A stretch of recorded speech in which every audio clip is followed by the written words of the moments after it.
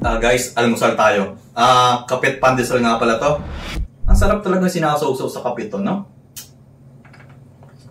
Pero parang may nakita ko na yung burger isinasawsaw sa cheese. Sa McDo ba yung Tix?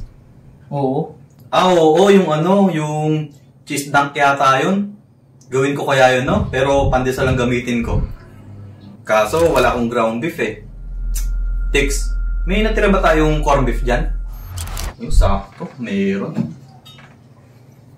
Pwede na siguro to kasi marami pa namang pandesal dito. So ang gagawin ko ay parang pandesal na burger. Pero may cheese sauce ito para pwedeng isawsaw dito. At tatawagin ko tong pandipsal kasi ididip natin siya sa cheese sauce ko. Diyan na muna kayo guys kasi lulutuin muna natin to. Para mamaya mapakita namin sa inyo kung paano natin i-upgrade ang pandesal na to.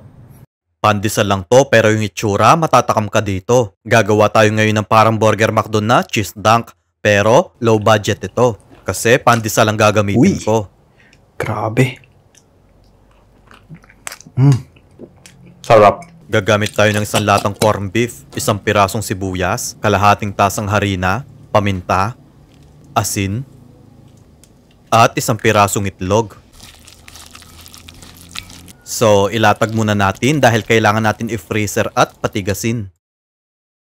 Gawin muna natin yung sauce. Magtunaw tayo ng 2 kutsarang margarine, 2 kutsarang harina, 1 tasang tubig, 80 grams quick melt cheese, 100 ml evap, at 2 kutsarang cheese powder.